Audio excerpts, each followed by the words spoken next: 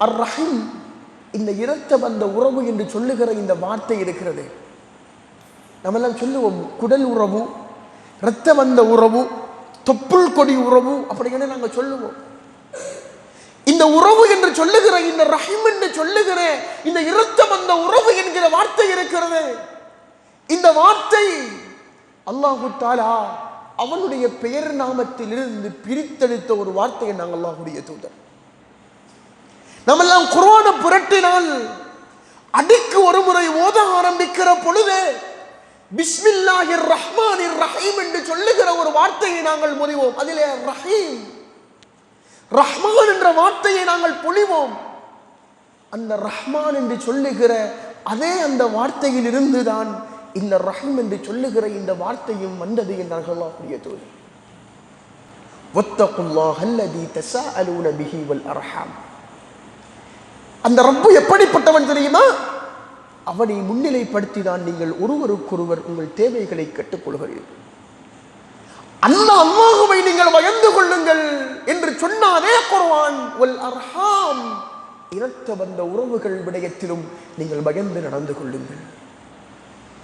அல்லாஹ்வுடைய அச்சத்தை பேசின அதே குர்ஆன், அல்லாஹ்வுடைய பயத்தை பற்றி சொன்ன அதே குர்ஆன், அல்லாஹ் என்பவன் யார் என்பதை அறிமுகம் செய்த அதே குர்ஆன், அவனை பயந்து நடங்கள் என்று சொன்ன அதே குர்ஆன், இரத்த வந்த உறவுகளுடைய விடயத்தில் நீங்கள் பயந்து நடங்கள் என்று சொல்லுகிற வார்த்தையையும் சொல்லுகிறது என்று சொன்னால், தொழுகிற என்னுடைய உள்ளத்தில், தொழுகிற உங்களுடைய உள்ளத்தில், நோன்பு நோக்கிற என்னுடைய உள்ளத்தில், நோன்பு நோக்கிற உங்களுடைய உள்ளத்தில் அல்லாஹ் சொன்ன கட்டளைகளை, தூதர் சொன்ன வார்த்தைகளை எங்களுடைய வாழ்க்கையில் எடுத்து நடக்கிற ஒவ்வொருவருடைய உள்ளத்திலும் என்ன சிந்தனை வர வேண்டும்?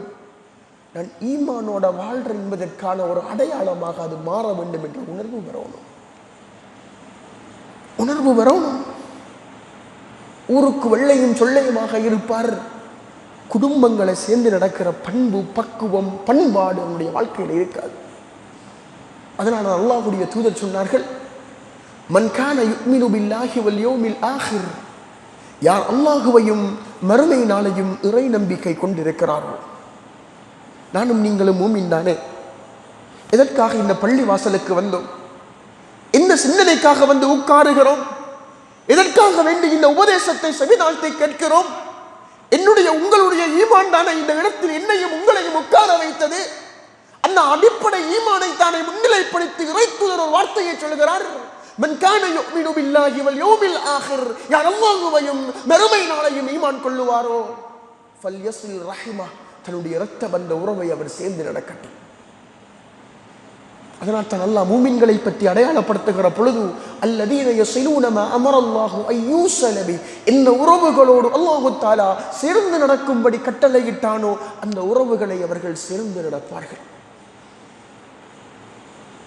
மோசமான மக்களை பற்றி அல்லாஹு தஆலா அறிமுகம் செய்கிற பொழுது அவர்கள் எப்படிப்பட்டவர்களாம்? அல்லதீன யன்குதூன அஹ்தல்லாஹி மின் பஅதி மீசாகி وَيَقْطَعُونَ مَا أَمَرَ اللَّهُ بِهِ أَن يُوصَلَ وَيُفْسِدُونَ فِي الْأَرْضِ. அந்த மக்கள் எப்படிப்பட்டவர்? அந்த மக்கள் எப்படிப்பட்ட சமூகமாம்?